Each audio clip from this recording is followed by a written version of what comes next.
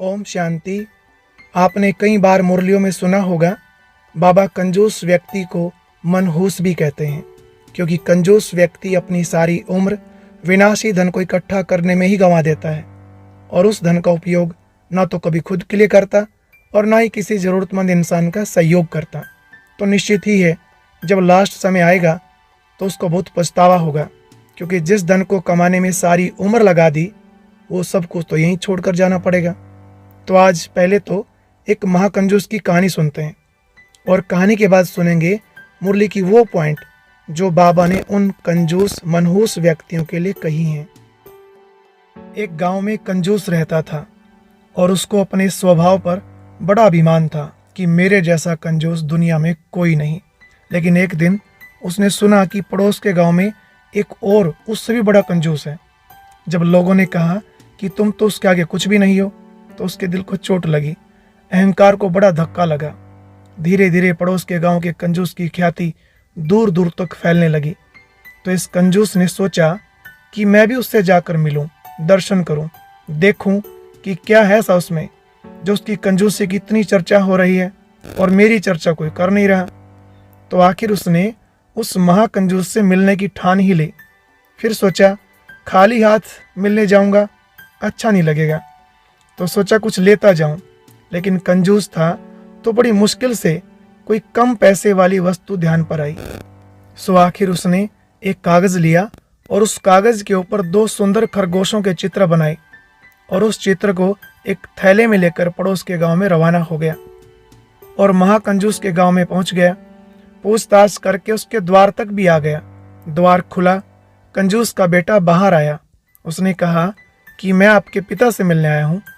महाकंजूस के बेटे ने कहा, वे तो अभी बाहर गए हैं और 2-3 दिन तक शायद ही वापस आए। मैं उनका बेटा हूँ, कहिए क्या सेवा करूँ मैं आपकी। कंजूस ने कहा कि मैं उनके लिए एक भेंट लाया हूँ। और ऐसा कहते उसने कागज पर छपी हुई उन खरगोशों की तस्वीर निकाली और लड़के को दे दी। फिर कहा कि यह मेरी भेंट उन्हें देना और कहना मैं उनसे मिलने आया था, मैं उनके पास के गांव में ही रहता हूँ। बेटे ने कहा कि आप इतनी दूर से चलकर आए हैं, भेंट भी लाए हैं, तो कृपया कुछ भेंट हमारी तरफ से भी लेते जाएं, अंदर आ जाएं। और अंदर ले जाकर कहा अपना थैला खोल लें। कंजूस भी खुश हो गया, थैला खोलकर खड़ा हो गया। सोचा चलो महाकंजूस के घर से भी कुछ तो मिला। और अभी ध्यान से सुनना, महाकंजूस के लड़के ने क्या किया, अपने हाथ से हवा में आम का आकार बनाया और कहा ये आम लेते जाएं, ये हमारी तरफ से भेंट है। अब आम तो था नहीं, बस हवा में ऐसे ही आम का आकार बनाया और उसकी झोली में डाल दिया। कंजूस लौटा वापस घर की ओर और मन ही मन सोचता आया कि जैसा सुना था वैसा ही पाया। अरे मैं तो कम से कम कागज पर खरगोश बनाकर लेकर गया और लड़के ने तो एक कागज तक खर्च न किया, रंग खर्च न किए, हवा में ही आम बनाकर दे दिए। जब बेटा इतना कंजूस है तो बाप से तो ईश्वर ही बचाए। और इधर दूसरे गांव से वह महाकंजूस यानी उस बच्चे का बाप घर लौटा तो बेटे ने सारी गाथा उस बाप को सुनाई और कहा वह आदमी ये 2 खरगोश भेंट दे गया है। फिर यह भी बता दिया कि भेंट मैंने भी दे दी, खाली हाथ नहीं जाने दिया, उसे मैंने कुछ आम भेंट किए हैं। और लड़के ने पुनः आम की आकृति वैसे ही हवा में बनाई और कहा कि इस तरह मैंने उसके थैले में आम डालकर दे दिए। महाकंजूस बाप ने देखा तो जोर से एक चांटा बेटे को मारा और क्या कहा, अरे मूर्ख, जब भी मैं घर पर नहीं होता हूँ तो तू कुछ न कुछ गड़बड़ जरूर करता है। अरे नालायक, इतने बड़े बड़े आम देने की क्या जरूरत थी, देने ही थे तो छोटे छोटे भी बनाकर दे सकता था, तू तो मुझे लुटवा कर रहेगा एक दिन। इस कहानी से हम क्या सीखे, देखिए हर बात के 2 पहलू होते हैं। तो कंजूस भले बनो, खूब धन कमाओ, लेकिन कौन सा धन, वो है अविनाशी धन जो साथ जाएगा। ऐसी अविनाशी कमाई खूब करो। समय, संकल्प, शक्ति, श्वास, ये भी धन है, हमारे खजाने हैं, इनकी बचत करनी है। लोभी बनो, लेकिन सिर्फ दुआएं कमाने का लोभी बनो। कामना रखो, इच्छा रखो, लेकिन केवल अच्छा बनने की इच्छा रखो।